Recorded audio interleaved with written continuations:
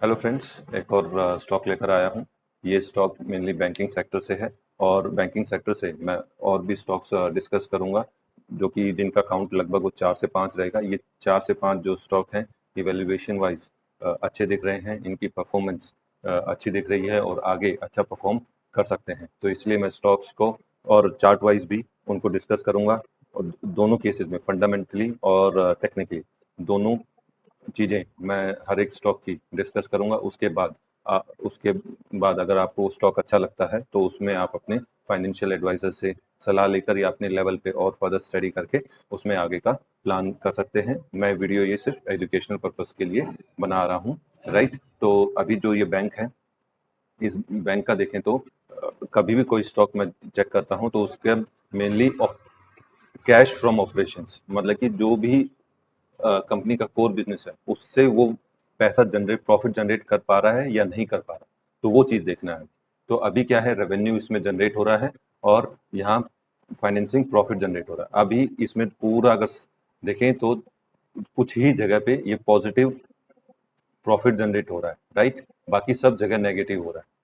और यहाँ पे लास्ट में 2024 में भी इसने पॉजिटिव प्रॉफिट जनरेट किया है। अब ये क्या है, ये कहानी आपको लगभग हर बैंक के स्टॉक में मिलेगी, राइट? बहुत कम स्टॉक्स हैं जो यहाँ पे प्रॉफिट फ्रॉम ऑपरेशंस मतलब फाइनेंसिंग प्रॉफिट में प्रॉफिट जनरेट कर रहे हैं। बहुत कम बैंक हैं। अगर वो जनरेट कर रहे हैं तो उनको छोड़िए मत। वो हो सकता है कि आपको स्टॉक में वो पैसा कम कमा के दें, लेकिन ओवरऑल आपको वो 15 से, अगर मैं आज की डेट में ये बात करता हूँ कि वो 13 से 15% का लॉन्ग टर्म में आपको रिटर्न बना के देंगे तो आपको हंसी आएगी, क्योंकि आजकल सब लोग 50% 100% की बात करते हैं।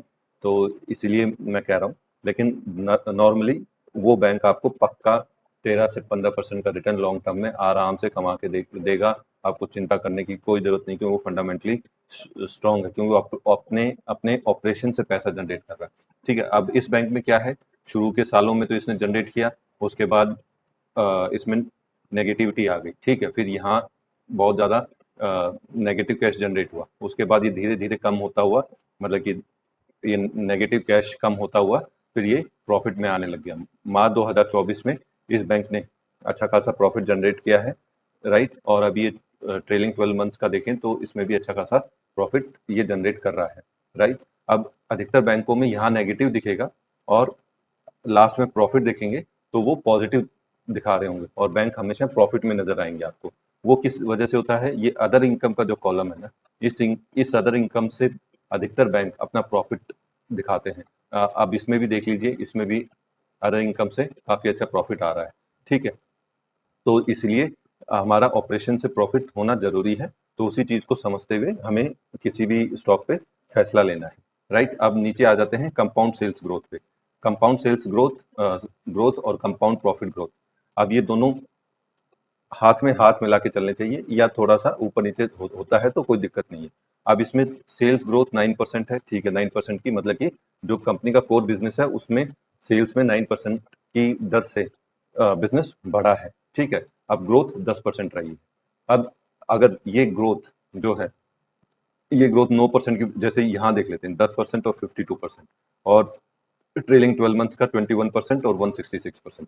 अब यहाँ पे क्या हो रहा है, यहाँ पे सेल्स तो आपके 21% बढ़ी है, 166, तो ये प्रॉफिट कहाँ से जनरेट हो रहा है इतना ज्यादा? मतलब 21% सेल्स हो रही है और प्रॉफिट 166% हो रहा है। तो इसमें किसका रोल आ रहा है ज्यादा? इसका रोल आ रहा है ये इसका।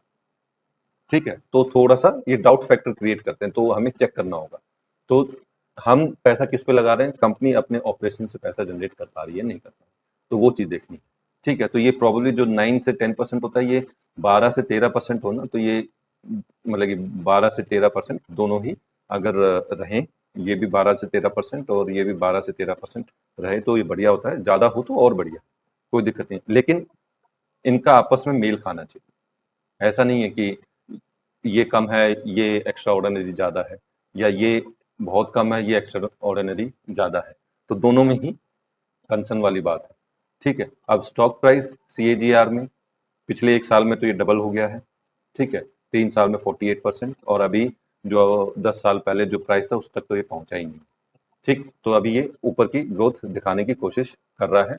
और ये स्टॉक किस बेस पे लेकर आया था? वो मैं बता देता हूँ। ये जो स्टॉक है ये पीएनबी है हमारा, और इसमें जो इंट्रिंसिक वैल्यू है ये 149 है। अब इंट्रिंसिक वैल्यू क्या है?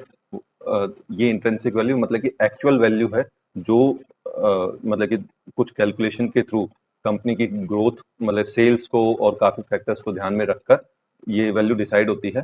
तो ये जो वैल्यू डिसाइड होती है ये एक्चुअल वैल्यू होती है, मतलब कि आज की डेट में इस कंपनी की ये वैल्यू होनी चाहिए, लेकिन हमारी कितनी वैल्यू है? करंट मार्केट प्राइस 126 है, तो मतलब कि ये सस्ता, इसके हिसाब से सस्ता है। अब कई बार होता है कि ये कई फैक्टर्स को ध्यान में रख के बनाई जाती है, तो इसीलिए इसको क्रॉस वेरीफाई मतलब कि ट्रस्ट तो हम किसी चीज पे भी नहीं कर सकते, ठीक है, तो हमें एक अंदाजा लेना होता है। तो अब 149 ये है, और साथ में हम पीई को भी मैच कर लेते हैं अपने साथ कि पीई ठीक है नहीं। अब ये पी ओके है या नहीं है, मतलब कि हाई पी क्या है? प्राइस टू अर्निंग रेशियो है।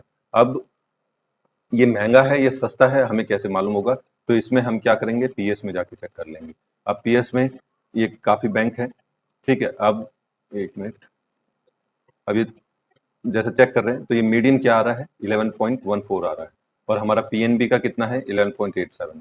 तो ये आसपास है, ठीक है। और अभी और भी सस्ते वैल्यूएशन पे है, तो इनमें से मैं कुछ स्टॉक, जैसा मैंने बताया कि कुछ स्टॉक का पी सस्ता है, और अगर उनमें ग्रोथ है, अब जरूरी नहीं कि ये सस्ता है तो ले लेना चाहिए, इसमें ग्रोथ का भी देखना है, फाइनेंशियली कंपनी अच्छी है कि नहीं है, तो वो सब चीजें भी देखनी जरूरी है, ठीक है। तो ये चीजें हो गई, तो 11.87 तो ये ओके ओके है। अभी एसबीआई 11.6 है। अब एसबीआई क्यों डिस्कस नहीं कर रहा? उस क्योंकि ये अभी ऑलरेडी अपने हाई पे है, और दूसरा उसका रीजन क्या है?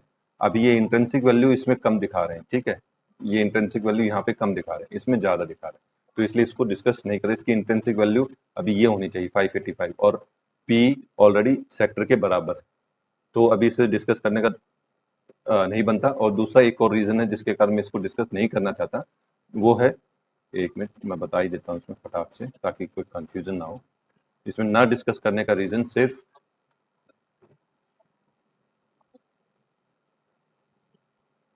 ये है, ठीक है। भले ही बैंक बहुत बढ़िया प्रॉफिट जनरेट कर रहा है, राइट, बहुत बढ़िया प्रॉफिट जनरेट कर रहा है, लेकिन अपने जो फाइनेंसिंग प्रॉफिट है यहाँ जनरेट नहीं कर रहा है, ठीक। और एक ये अपने ऑल टाइम हाई पे भी है, इंटेंसिक वैल्यू भी है, तो वो सारी चीजें कंसिडर करने के बाद मैंने प्रायोरिटी पीएनबी को दी है, राइट। तो अभी पीएनबी में और चीजें फटाफट देख लेते हैं। अभी मनी कंट्रोल की हेल्प से भी फटाफट उसको समझ लेते हैं कि मनी कंट्रोल में क्या बता रहे हैं पीएनबी को लेकर। तो पीएन एक मिनट आ गए। अब इसमें क्या है, ये पीएनबी है, 67% एसेंशियल्स बता रहे हैं, ट्रेंड क्या है? बुलिश है, और इसमें वीकनेस 3 है, और ये सारी चीजें मैं मतलब कि ऑलरेडी वहाँ डिस्कस कर चुका हूँ।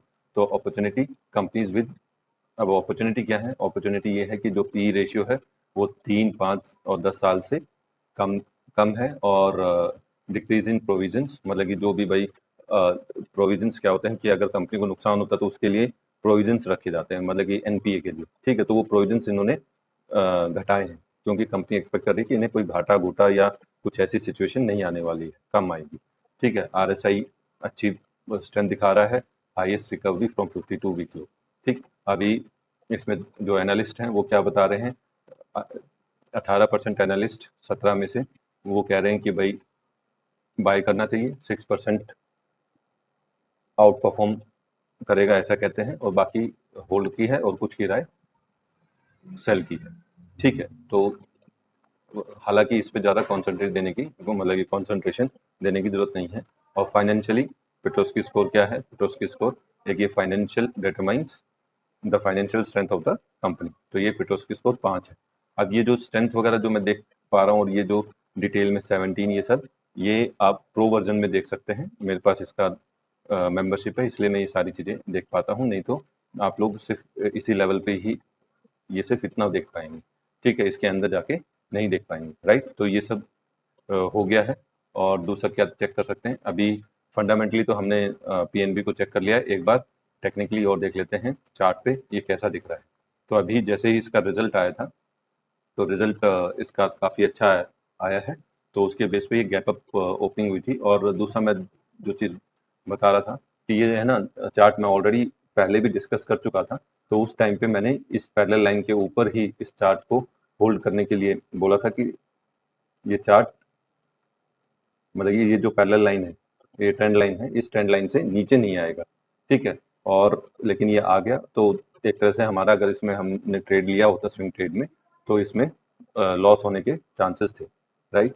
तो अभी क्या है, अभी ये इसने यहाँ पे सपोर्ट लिया है, और जो कि 4 जून को भी इसने ये लो मारा था, और उसके बाद भी मतलब ये रेगुलर बेसिस पे यहाँ सपोर्ट ले रहा है। अभी इस सपोर्ट से अब ये वापस ऊपर की जर्नी भरने की कोशिश कर रहा है। तो अब स्विंग ट्रेड में क्या ट्रेड बनेगा, अब जो इन्वेस्टर है, इन्वेस्टर के पॉइंट से अब ये सपोर्ट पे है, ठीक है। तो फंडामेंटली समझ लिया, तो ये सपोर्ट पे एक बाइंग बन सकती है इन्वेस्टर की, अगर जो बैंक में, इस बैंक में लंबे टाइम के लिए इन्वेस्ट करना चाहता है, अगर उसे थोड़ा बहुत भी ये फंडामेंटली स्टॉक पसंद आता है, और बैंकिंग सेक्टर में अगर वो फ्यूचर देख रहे हैं, तो इस लेवल पे भी इस स्टॉक को बाय किया जा सकता है, ये सपोर्ट लेवल पे, राइट।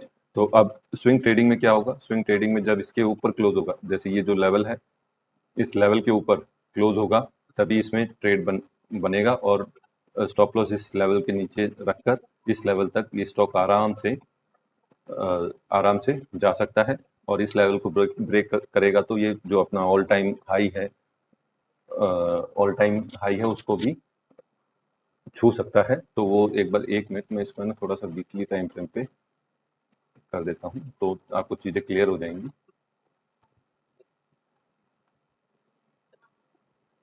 अगर वीकली टाइम फ्रेम पे देखेंगे, तो मैंने ये ऑलरेडी सारे लेवल्स डिस्कस कर रखे हैं पहले वाले वीडियो में। तो ये 180 से 200 की रेंज में फंस सकता है, अगर इस रेंज को तोड़ता है, तो फिर ये ऊपर के लेवल 275 तक के भी आने की संभावना है।